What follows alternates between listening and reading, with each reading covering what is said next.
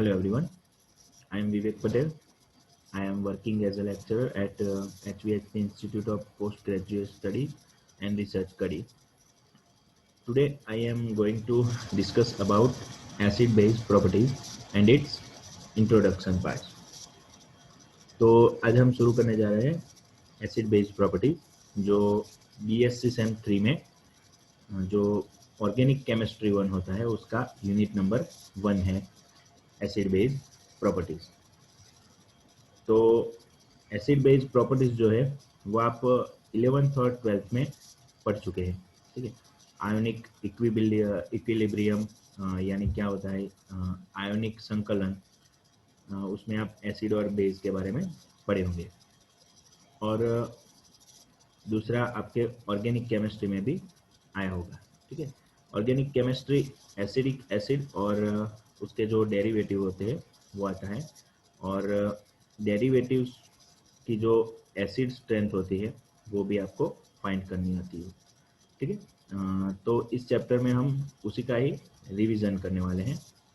तो लेकिन हमारा मेन जो फोकस रहेगा वो है organic acid and organic base जो है उसकी स्टेबिलिटी के ऊपर रहेगा, ठीक है। उसको स्टेबिलिटी कैसे फाइंड करते हैं हम, वो सब हम देखेंगे। तो organic acid and organic base जो है उसके ऊपर बहुत सारे फैक्टर्स अफेक्ट करते हैं, जैसे कि रेजोनेंस है, जिसे हम प्रेरक असर है, ठीक है, जिसे हम इंडक्टिव इफेक्ट हम कहते हैं। उसके सिवा भी हाइड्रोजन बॉन्ड है और बहुत सारे डायपोल मोमेंट एंड बहुत सारे फैक्टर्स आते हैं। तो वो सब हम इस चैप्टर में देखने वाले हैं। तो चलिए, सबसे पहला हमारा आज का जो टॉपिक है वो हम देखेंगे कंटेंट। तो ये पूरे लेक्चर का जो है वो कंटेंट क्या है तो वो हम देखेंगे। तो फर्स्ट हम लेंगे classical concept of acid and base. Classical concept जो हम 9th एंड 10th में जो हमें पढ़ाया आता था, ठीक है। तो 9th एंड 10th में हम पढ़ चुके हैं कि एसिड क्या होता है, बेस क्या होता है, बिल्कुल बेसिक में जो भी वहाँ पर आता था वो क्लासिकल कॉन्सेप्ट में आएगा। उसके बाद है Arrhenius concept of acid and base, then Ostwald dilution law for weak electrolytes, then after हम देखेंगे Bronsted Lowry concept of acid and base, और देन लास्ट में हम देखेंगे Lewis concept of acid and base, ठीक है। तो देखिए, इसमें हम जो आर्हेनियस कॉन्सेप्ट जो है वो इनऑर्गेनिक एसिड के लिए हम यूज होता था, ठीक है, और ब्रॉन्स्टन-लोरी है वो भी इनऑर्गेनिक एसिड के लिए यूज होता है। पर हम जो लेविस एसिड जो है वो नॉर्मली ऑर्गेनिक बेस जो होते हैं, जैसे कि एमाइन ग्रुप है जिसमें लोन पेयर होते हैं, तो उसके लिए यूज होता है, ठीक है। तो हमारे लिए जो तीनों के तीनों जो कॉन्सेप्ट है वो इम्पोर्टेंट है, और वो आपके एग्जाम के पॉइंट ऑफ व्यू से भी देखें तो उसमें भी हम आपको ये एग्जाम्पल और वो सब पूछ सकते हैं कि explain Bronsted Lowry concept of acid and base, and then उसके यूजेस लिखो, ठीक है। तो ये सब पूछ सकते हैं, वो 5 मार्क्स में भी पूछ सकते हैं या 7 मार्क्स में भी, 7 मार्क्स में भी पूछ सकते हैं। तो आप ये वो जो बेसिक कॉन्सेप्ट है वो आपके लिए बहुत इम्पोर्टेंट है। तो चलिए शुरू करते हैं। हमारा सबसे पहला जो टॉपिक है, कॉन्सेप्ट है, वो classical concept of acid and base. Classical concept मतलब कि जिसे कहते हैं हम एकदम बेसिक, ठीक है, एकदम सिंपल होता है, जो हम अब तक जो भी पढ़े हैं, मतलब कि 11th और 12th तक जो भी पढ़े हैं उसके बारे में कि एसिड किसे कहते हैं, बेस किसे कहते हैं, ठीक है, वो सब मतलब जो बेसिक आप तक अभी जानते हो वो सारे का मतलब बेसिक क्या होता है, एसिड क्या होता है, बेस क्या होता है, वो सब आता है क्लासिकल कॉन्सेप्ट में। तो क्लासिकल कॉन्सेप्ट में the earliest classification of substance into acid and base was based upon the characteristic properties possessed by each one of them। यानी कि जो क्लासिकल कॉन्सेप्ट जो होता है वो एक्चुअल में उसकी प्रॉपर्टीज जो होते हैं उसके ऊपर डिपेंड करते हैं, ठीक है। एसिड बेस की जो प्रॉपर्टीज होती है उसके ऊपर डिपेंड करते हैं। तो प्रॉपर्टीज के ऊपर से हम क्लासिफिकेशन दे सकते हैं, ठीक है। जिसे क्या कहते हैं, क्लासिकल थियरी कहते हैं या फिर उसकी मेथड कहते हैं, ठीक है। तो क्लासिकल अब हम देखने वाले हैं कि क्लासिकल मेथड के मुताबिक, जो क्लासिकल थियरी के प्रमाण, जो एसिड किसे कहते हैं, ठीक है। तो एसिड का मतलब क्या होता है कि हम किस चीज़ को एसिड बोलते हैं। तो हमें पढ़ाया गया है, अब तक हम पढ़े हैं कि 11-12 में भी आता है और 9th और 10th में भी आता है। जब से हम केमिस्ट्री पढ़ने आए हैं तब से हमें सिखाया गया है कि एसिड क्या होता है। तो उसकी बेसिक कॉन्सेप्ट क्या होता है कि एसिड यानी कि जो टेस्ट में कैसे होते हैं, खट्टे होते हैं, ठीक है, उसे हम क्या कहेंगे, एसिड कहेंगे। उसका मतलब है हैज़ अ सॉर टेस्ट। तो जो खट्टे होते हैं उसे हम एसिड कहते हैं। फिर उसके बाद turns blue litmus paper red, यानी कि ब्लू लिटमस पेपर जो होता है उसको रेड में बना देता है, मतलब रेड में कन्वर्ट कर देता है। वो भी आपने टेस्ट की होगी कि टेस्ट ट्यूब के अंदर जो कंपाउंड एसिड जो लेते हैं उसके अंदर हम अगर ब्लू लिटमस पेपर जो आता है वो उसे डीप करेंगे तो उसका कलर चेंज हो जाएगा, ब्लू में से रेड हो जाएगा, ठीक है। और बेस में उससे उल्टा हो जाएगा, रेड लिटमस पेपर का ब्लू हो जाएगा, वो हम जानते हैं। तो उसके बाद है reacts with active metals like zinc, magnesium etcetera to give hydrogen, यानी कि आप कह सकते हो कि जो एक्टिव मेटल्स जो होता है, ठीक है, उसके साथ वो प्रोसेस करके क्या बनाता है, हाइड्रोजन गैस उत्पन्न करता है, मतलब हाइड्रोजन गैस बनाता है। और देन उसके बाद whose acidic properties disappear on reaction with a base, उसके साथ प्रोसेस करने से, मतलब यानी कि बेस के साथ प्रोसेस करने से उसकी जो एसिडिक प्रॉपर्टीज होती है वो डिसअपियर हो जाती है, यानी कि उसे एसिड कहते हैं। यानी कि हम अगर एसिड और बेस को मिला देते हैं तो फिर क्या होता है, जो एसिड और बेस, हम जानते हैं कि एसिड और बेस को बीच में क्या आता है, न्यूट्रल आता है। तो एसिड और बेस को हम जब मिलाते हैं तो उसका क्या होता है, एसिडिक प्रॉपर्टीज जो होती है वो कम हो जाती है और फिर न्यूट्रल बनता जाता है। तो इसे हम एसिड कहते हैं, ठीक है। और लास्ट जो पॉइंट है वो कंडक्ट्स इलेक्ट्रिसिटी, यानी कि जो इलेक्ट्रिक का जो कंडक्टिव होता है, और हम दूसरा कहें तो इलेक्ट्रिक का कंडक्ट शो करता है, ठीक है, तो उसे भी हम क्या कहेंगे, एसिड कहेंगे। तो ये सब हमारे 9th 10th और 11th 12th में हम पढ़ चुके हैं, वो उसका थोड़ा सा सेम टू सेम है ये। फिर आता है बेस। तो जो एसिड क्या होते थे, टेस्ट में खट्टे होते थे, वैसे बेस क्या होते हैं, उसका टेस्ट होता है टूरा, मतलब जो एज अ बीटर टेस्ट, ठीक है। उसके बाद है turn red litmus to blue, यानी कि जो लिटमस पेपर होता है वो रेड लिटमस पेपर का क्या बना देता है, ब्लू लिटमस में कन्वर्ट कर देता है, उसे हम बेस कहेंगे। उसके बाद एक इम्पोर्टेंट कैरेक्टर्स है, वो हैज़ अ सोपी, मतलब कि स्लिपरी टच। मतलब कैसा होता है सोपी, मतलब कैसा होता है, वो चिकास वाला होता है ना। जैसे हम देखते हैं लैब में, हम देखते हैं कि NaOH जो होता है वो कैसा होता है, थोड़ा सा चिकास वाला होता है, यानी कि सोपी होता है। जैसे एग्जाम्पल, फॉर एग्जाम्पल हम जो सोप होता है, साबु, ठीक है, तो उसकी बात करें तो साबु की जो वो मतलब चिकास वाला जो गुणधर्म होता है कि वो झाग देता है और वो सब, तो जो चिकास वाला जो गुणधर्म होता है वो किस पे डिपेंड करता है, बेस पे डिपेंड करता है। उसमें जो बेस होता है उसके अंदर डिपेंड करता है उसके ऊपर। फिर उसका लास्ट कैरेक्टरिस्टिक है, जो है whose basic properties are destroy on reaction with an acid, यानी कि एसिड के साथ उसकी प्रोसेस करने से क्या होता है, बेसिक प्रॉपर्टीज जो है डिस्ट्रॉय हो जाती है, सेम एसिड में जैसा था वो से, ठीक है। एसिड और बेसिक बेस दोनों को मिलाते हैं तो एसिड का भी कैरेक्टरिस्टिक कम होता है और बेसिक का भी प्रॉपर्टीज डिस्ट्रॉय हो जाती है। और लास्ट में सेम जो कंडक्टेंस कंडक्ट्स इलेक्ट्रिसिटी, ठीक है। तो ये भी कॉन्सेप्ट आ गया है तो वो एसिड के जैसा ही होता है। तो ये सब आप देख चुके हैं, तो बिल्कुल इजी कॉन्सेप्ट है। उसके बाद आता है दूसरा कॉन्सेप्ट, आता है Arrhenius concept of acid and base. ये एक बहुत ही इम्पोर्टेंट टॉपिक है, ठीक है। तो ध्यान से देखिएगा। एक साइंटिस्ट थे, उसका नाम था आर्हेनियस, ठीक है। उन्होंने सबसे पहले एसिड एंड बेस को समझा था, डिफाइन किया था, ठीक है।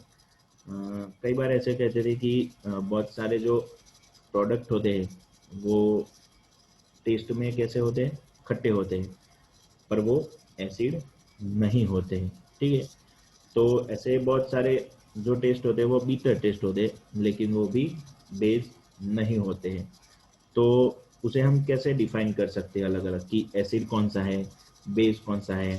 तो सबसे पहले ही वो आर्हेनियस ऐसे साइंटिस्ट थे जिन्होंने ये डिफाइन किया था कि स्ट्रॉन्ग बेस एंड जो वीक बेस होता है उसकी थियरी दी थी, ठीक है। तो उसकी हमने पीएच रेंज के मुताबिक हम उसे जानते हैं।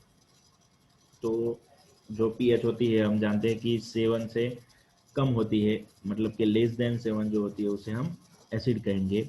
और उसमें जो एक से जो नज़दीक होता है उसे हम क्या कहेंगे, स्ट्रॉन्ग एसिड कहते हैं, ठीक है। और 7 से अप होती है तो 14 तक, तो हम उसे बेस कहते हैं। और 14 के आसपास जो होती है उसे हम स्ट्रॉन्ग बेस कहेंगे, ठीक है। तो और जो 7 होते हैं वो न्यूट्रल कहेंगे। तो उसकी जो थियरी थी वो आर्हेनियस ने सबसे पहले दी थी। जो आर्हेनियस थे वो 1884 में एक थियरी दी थी जिसे हम आर्हेनियस थियरी कहते थे। तो उसमें क्या आता था कि Arrhenius in 1884 put forward a theory popularly known as Arrhenius theory of ionization. The main idea contained in this theory was that when an electrolyte is dissolved in water, it dissociates into positively and negatively charged ion. जे जो positive और negative charge बनाते हैं उसे हम ये उसके based ये theory उन्होंने दी थी, ठीक है। जैसे एसिड जो होता है, ठीक है, वो पानी में उसे हम डिजोल्व करते हैं तो वो H+ आयन देते हैं, ठीक है। तो उसे हम क्या कहेंगे, एसिड कहेंगे। Substance which gives H+ ion on dissolving in water, example for HNO3, HClO4, HCl, HI, HBr, H2SO4, H3PO4, etcetera etcetera etcetera, ठीक है। तो उसमें बहुत सारे एग्जाम्पल आते हैं जिसमें हम कार्बन के भी एग्जाम्पल आते हैं, ऑर्गेनिक कंपाउंड के भी एग्जाम्पल आते हैं, जैसे कि एसिडिक एसिड भी लिखो। तो उसे हम आगे थोड़ा डिटेल में समझाएंगे कि कैसे वो स्ट्रॉन्ग एसिड के वीक एसिड स्पेसिफाई करते हैं, ठीक है। वो सब हम आर्हेनियस थियरी समझाती है। पर उसमें जो मेन जो हेल्प करता है वो है H3BO3 जो है, वो बोरिक एसिड जो होता है, ठीक है। वो आर्हेनियस एसिड नहीं है क्योंकि वो H+ आयन नहीं देता है, ठीक है। यानी कि हम कह सकते हैं कि एक्सपेंशन केस जो होता है, ठीक है, वो अपवाद में आता है कि एक्सपेंशन आर्हेनियस थियरी वो नहीं देता है। तो उसके लिए हम क्या कहते हैं कि उसके दूसरी जो थियरी है उसके ऊपर हमें जाना पड़ता है कि ब्रोंस्टन ग्लोरी थियरी, उसके मुताबिक जो वो लुइस एसिड थियरी, जैसे हम उसके ऊपर से ये बोरिक एसिड का जो एग्जांपल है वो समझा सकते हैं। उसके बाद आता है कि H+ ion in water is extremely hydrated in form of H3O plus H5OH2 H5O2 plus H7O3 plus। ये थियरी के मुताबिक क्या होता है कि H+ जो आयन होता है वो पानी के जो मॉलिक्यूल्स होते हैं उसके साथ कोऑर्डिनेट कोवेलेंट बॉन्ड बनाते हैं और हाइड्रेटेड हो जाते हैं। ठीक है, हाइड्रेटेड हो जाना मतलब कैसा था कि पानी कभी भी वो दो हाइड्रोजन से ज़्यादा नहीं जुड़ता। ठीक है, दो हाइड्रोजन से ज़्यादा हाइड्रोजन नहीं जुड़ते उसमें। पर जब H प्लस आयन वो पानी में पिघलता है तो क्या होता है कि पानी के साथ वो कोऑर्डिनेट कोवेलेंट बॉन्ड बनाता है और क्या बनता है H3O प्लस, H5O2 प्लस और H7O3 प्लस। पर उसमें सबसे ज़्यादा क्या बना रहा है H3O plus. Then the structure of solid HClO4 is studied by X-ray. It is found to be consisting of H3O plus and ClO4 minus, यानी कि हम उसे कह सकते हैं क्या है, वो एसिड है। ठीक है, फिर उसकी टाइप्स होती हैं। तो टाइप्स ऑफ एसिड, नॉर्मली हम देखते हैं कि एसिड कितने टाइप्स के होते हैं, तीन टाइप्स के होते हैं, जिसमें सबसे पहला होता है कि जिसमें H प्लस आयन हो, यानी कि मोनो बेसिक एसिड कहते हैं उसे। ठीक है, तो कई बार हमने सुना होगा कि टीचर्स ने भी पढ़ाया होगा कि जिसकी बेसिसिटी 1 होती है। ठीक है, जिसकी बेसिसिटी 1 होती है उसे आप क्या कहेंगे, मोनो बेसिक एसिड कहते हैं।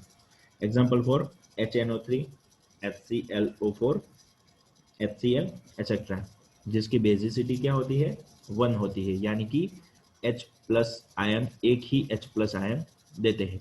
ठीक है, देखिए आप इसमें देख सकते हैं कि इसमें H जो होता है वो एक ही होता है, तो उसकी जो H प्लस एक होता है तो यानी कि उसकी बेसिसिटी कितनी हुई, एक हुई।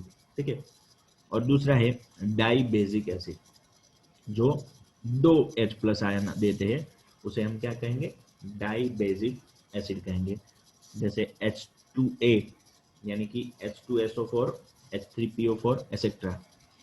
जो H3PO4 है उसमें 3 हाइड्रोजन दिखते हैं। ठीक है, लेकिन उसमें एक्चुअली कितने, 2 हाइड्रोजन ही डोनेट करते हैं। फिर एसिड की ऐसी जो मतलब प्रॉपर्टीज आती है, उसमें हाइड्रोजन एसिड देते हैं जो ऑक्सीजन के साथ जुड़े हुए होते हैं। जो ऑक्सीजन के साथ नहीं मतलब जुड़े हुए होते हैं वो नहीं दे सकते हैं। ठीक है, वही मतलब डोनेट कर सकते हैं जो ऑक्सीजन के साथ जुड़े हुए होते हैं, जो मतलब जो जिसकी विद्युत ऋणता जो होती है वो ज़्यादा होती है, वो जुड़े हुए होते हैं। जैसे कि क्लोरीन है, ठीक है, ऑक्सीजन है, नाइट्रोजन है और फ्लोरीन है, वो डायरेक्टली कनेक्टेड होते हैं। और वैसे ही मतलब हाइड्रोजन एसिडिक एसिड हाइड्रोजन तरीके भी वो जाना जाता है, एक ही हाइड्रोजन देता है। ठीक है, उसके बाद आता है तीसरा एग्जाम्पल ट्राई बेसिक एसिड, जिसमें कि 3 H प्लस आयन होते हैं, मतलब वो देता है, वो उसे क्या कहते हैं, try basic acid, H3A, H3PO4। उसके बहुत सारे एग्जाम्पल हैं, पर H3PO4 है वो मतलब सबसे बेस्ट एग्जाम्पल है उसका। उसके बाद आता है बेस। तो जो बेस होता है वो H प्लस आयन देते हैं, उसको क्या कहते हैं, हम एसिड कहते हैं। वैसे ही जो OH माइनस आयन देते हैं उसे हम क्या कहेंगे, बेस कहेंगे। जो OH माइनस आयन देते हैं उसे हम बेस कहेंगे। पर वो क्या है कि ये थियरी का एक कंपल्सन है कि जो पानी के साथ वो उसे हम अगर डाइल्यूट करें तभी वो कह सकते हैं कि वो एसिड है कि बेस हमें पता चलता है। ठीक है, तो OH minus is present also in hydrated form, वो पानी के साथ बंध बनाते हैं और क्या बनता है H3O2, H7O4, H5O3। अब देखिए उसमें क्या होता है कि एक्सपांशनल केस के अगर हम बात कर देते हैं तो हम कह सकते हैं कि फर्स्ट ए एंड सेकंड ए, यानी कि जो पहले दो ग्रुप होते हैं जिसके मतलब जितने भी बेस बनते हैं वो क्या होता है, स्ट्रॉन्ग बेस होते हैं। वो दोनों ग्रुप के जितने भी बेस बनते हैं वो क्या होता है, स्ट्रॉन्ग होता है। तो ये आप याद रखना, ठीक है। तो स्ट्रॉन्ग बेस यानी क्या कि और वीक बेस यानी क्या, वो आप आर्हेनियस थियरी में हम आगे देखेंगे, ठीक है। उसके बाद आते हैं टाइप्स ऑफ बेस। तो देखिए टाइप ऑफ बेस में क्या होता है कि एसिडिक एसिड, हमने एसिड में भी देखा कि जो 3 प्रकार के होते हैं, वैसे भी बेस में भी क्या होता है, 3 प्रकार के होते हैं। उसमें सबसे पहले आता है mono acetic acid gives single OH minus पर मॉलिक्यूल, जिसमें एक OH देता है, जिसमें स्ट्रॉन्ग बेस भी होता है और वीक बेस भी होता है। Example for NaOH, NH for OH। उसके बाद वैसे ही जो 2 OH माइनस जो देता है उसे हम डाई एसिडिक एसिड कहते हैं। तो उसके लिए हम एग्जांपल है BaOH twice and CaOH twice. वैसे ही अगर 3 OH माइनस देते हैं तो उसे हम कहते हैं ट्राई एसिडिक एसिड, ठीक है। तो एग्जांपल फॉर FeOH थ्राइस। उसके बाद आता है नेक्स्ट, फिर मॉडिफाइड आर्हेनियस कॉन्सेप्ट आता है, ठीक है। जो आज का हमारा जो टॉपिक है वो इम्पोर्टेंट है, ये भी इम्पोर्टेंट है, ठीक है। जिसमें हम आगे देखने वाले हैं कि strong acid and base and weak acid and base की एक्चुअली जो डेफिनेशन क्या होती है वो हम आज सीखने वाले हैं। The modified concept can explain the term strong acid and base and weak acid and base, ठीक है। तो एक वर्ड आपने सुना होगा कि इलेक्ट्रोलाइट्स, ठीक है। तो इलेक्ट्रोलाइट्स क्या हैं, ऐसे जो संयोजन होते हैं जो पानी के आयंस देते हैं, ठीक है। H प्लस और सॉरी प्लस और माइनस आयन जो देते हैं उसे हम क्या कहते हैं, इलेक्ट्रोलाइट्स कहते हैं, ठीक है। नॉर्मली इलेक्ट्रोलाइट्स जो होते हैं वो acid and base, but electrolytes ही है, ठीक है। एसिड और बेस जो होते हैं वो इलेक्ट्रोलाइट्स ही है। यानी कि कोई ऐसे संयोजन जो पानी में अगर हम डिजोल्व करते हैं तो क्या बनाता है, प्लस और माइनस, यानी कि केटायन और एनायन देते हैं, उसे हम इलेक्ट्रोलाइट्स कहते हैं, ठीक है। स्ट्रॉन्ग इलेक्ट्रोलाइट्स जो those ionic conducts which are completely ionized in aqueous solution are called as strong electrolyte। यानी कि जो 100% आयन देते हैं, जैसे कि हमारे पास अगर मान लो कि 10 मोल NaCl होता है, तो 10 मोल ही Na प्लस देता है और 10 मोल ही Cl माइनस देता है, ठीक है। फिर उसमें कोई भी परसेंटेज या कुछ भी नहीं होता है कि इतने परसेंटेज वो दिया Na दिया, वो इतने परसेंटेज Cl दिया, ऐसा कुछ नहीं होता है। 10 मोल ही Na प्लस देगा और 10 मोल ही Cl माइनस भी देगा, ठीक है। तो उसे क्या कहेंगे, स्ट्रॉन्ग एसिड कहते हैं। उसके एग्जांपल है जो स्ट्रॉन्ग एसिड के होते हैं एंड बेस के होते हैं, वो एंड सारे जो सॉल्ट होते हैं वो भी उसमें आ जाते हैं।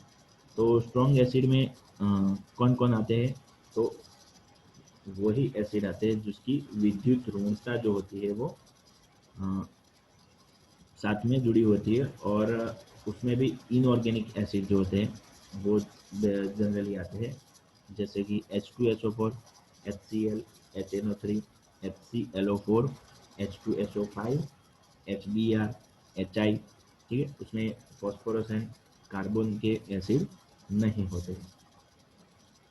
तो फॉस्फोरस एंड कार्बन के एसिड किसमें आते हैं, वो वीक एसिड में आते हैं, ठीक है।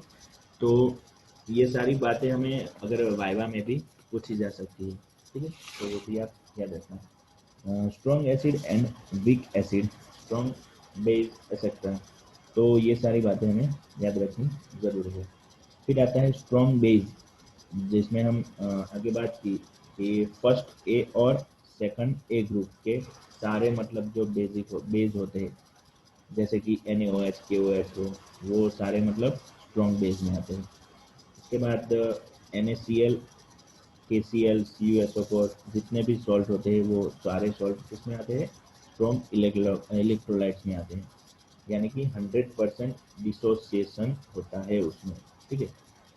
फिर आता है वीक इलेक्ट्रोलाइट्स, यानी कि जिसका 100% डिसोसिएशन नहीं होता है, यानी कि आयोनाइजेशन जो होता है वो 100% नहीं होता है। यानी कि अगर हम मान लें जैसे कह सकते हैं कि 10% हो, 20% हो, 30% हो, ठीक है। ऐसे हम कह सकते हैं कि अमाउंट ऑफ डिसोसिएशन से भी हमें उसे जानते हैं, अमाउंट ऑफ डिसोसिएशन। जो हम उसे डिटेल में थोड़ा समझाएंगे, ऑस्वाल्ड लो जो थियरी आती है उसमें हम समझाएंगे उसे।